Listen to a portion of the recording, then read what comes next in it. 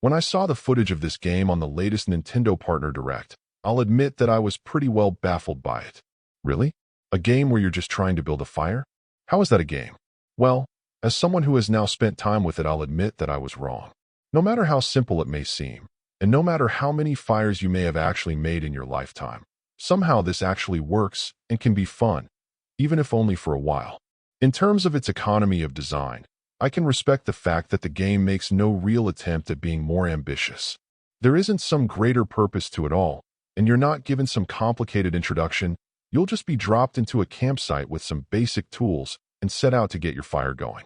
Using your hatchet, you'll be able to break down some bigger wood to make your kindling. Then using your tongs, you'll be able to move your wood into place. And finally, you'll set off your fire starter and see how big you can make it and how long you can keep it going.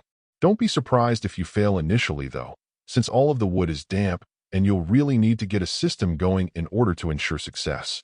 You'll need to have wood in a variety of sizes, and placing wet pieces of wood close enough to the fire to help it dry out, without ruining what you have going, takes some care. Then, by keeping an eye on pieces that are dry and getting closer to lighting, you'll need to begin getting things into position to get bigger and bigger pieces lit. It is truly a bit of a dance, since your burning logs will slowly run out, so you're almost constantly having to stage the next pieces of various sizes to dry and ready to take over for the previous set, and so on. In order to keep you more engaged, there are plenty of achievements to earn, whether for the size of the fire, how fast it got going, or even how few logs you had to chop in order to succeed. These will then give you currency for a store where you can get improved outdoor gear for your campsite to help make it more cozy. Once you've gotten your fire to level 10, you'll then also have the option to try out another site. And in general, they just get more challenging to deal with, so they'll put your skills to the test. Much like all real-life sims, it won't be for everyone, and to many folks this will likely seem like a waste of time. That said, as these sims go, this has an uncommon amount of charm and doesn't bite off more than it can chew.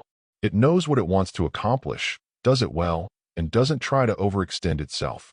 I appreciate that, and am looking forward to seeing what tasks can be effectively gamified next. Overall, my final score for the game ended up being an 8.2. And if you're interested in picking it up, it's currently available on the Switch eShop for $14.99.